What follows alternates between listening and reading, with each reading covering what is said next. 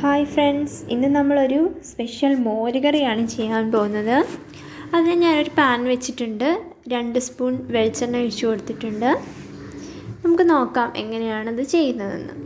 എൻ്റെ റെസിപ്പിയിൽ ഏറ്റവും എൻ്റെ ഫ്രണ്ട്സിനാണെങ്കിലും ഹസ്ബൻഡിനാണെങ്കിലും വീട്ടിലെല്ലാവർക്കും ആണെങ്കിലും ഇഷ്ടമുള്ള ഒരു കറിയാണ് എൻ്റെ മോര് കറി. ഞാൻ ചെയ്യുന്ന ആ റെസിപ്പി എല്ലാവർക്കും ഇഷ്ടമാണ്.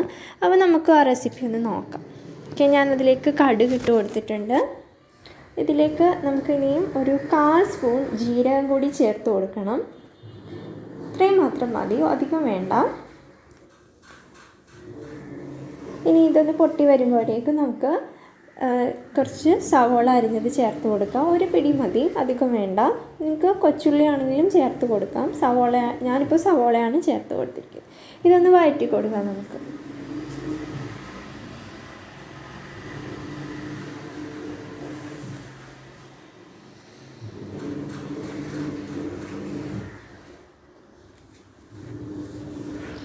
ഇതൊന്ന് വഴന്ന് വരുമ്പോഴേക്കും നമുക്കിതിൽ ചതച്ച് വെച്ചിട്ടുള്ള ഇഞ്ചിയും വെളുത്തുള്ളിയും ചേർത്ത് കൊടുക്കാം.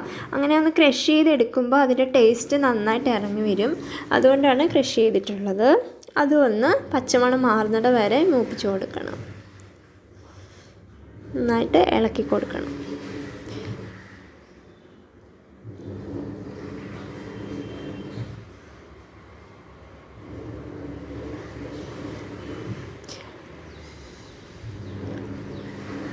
പിന്നെ ഇതിലേക്ക് നമുക്ക് പച്ചമുളകാണ് ആഡ് ചെയ്യേണ്ടത്.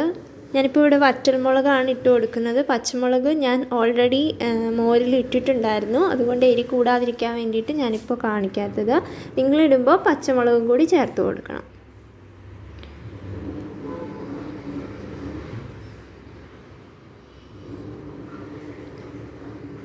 ഇനി നമുക്കിതിലേക്ക് കുറച്ച് കറിവേപ്പിലയും കൂടി ആഡ് ചെയ്ത് കൊടുക്കണം.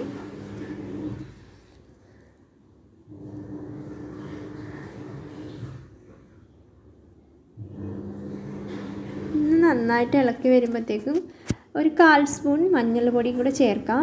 പിന്നെ നിങ്ങൾക്ക് കളർ കൂടുതൽ വേണമെങ്കിൽ അതിൽ കൂടുതൽ മഞ്ഞൾപ്പൊടി ചേർക്കാം.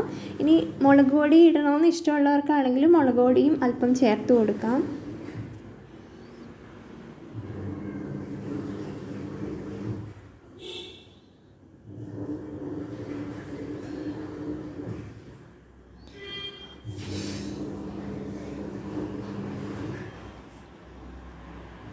ഇപ്പോൾ നന്നായിട്ട് എല്ലാം ഒന്ന് പച്ചമണമൊക്കെ മാറി മൂത്ത് വന്നിട്ടുണ്ട്.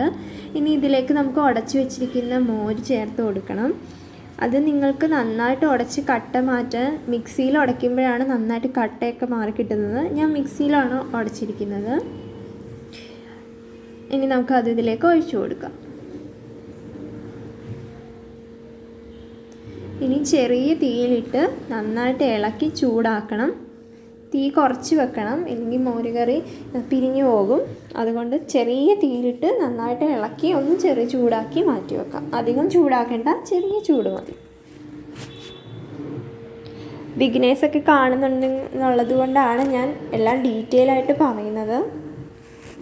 എല്ലാവർക്കും മോര് കറി ഉണ്ടാക്കാൻ അറിയാം, എങ്കിലും ബിഗിനേഴ്സായിട്ടുള്ളവർക്ക് കുറച്ച് ഡീറ്റെയിൽസ് ആയിട്ട് പറയുമ്പോഴാണ് അവർക്ക് മനസ്സിലാവുക. അതുകൊണ്ടാണ് ഇങ്ങനെ പറഞ്ഞു തരുന്നത്.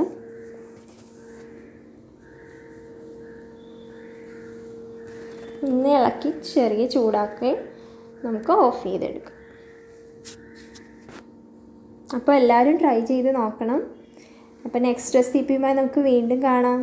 Thank you for watching. By.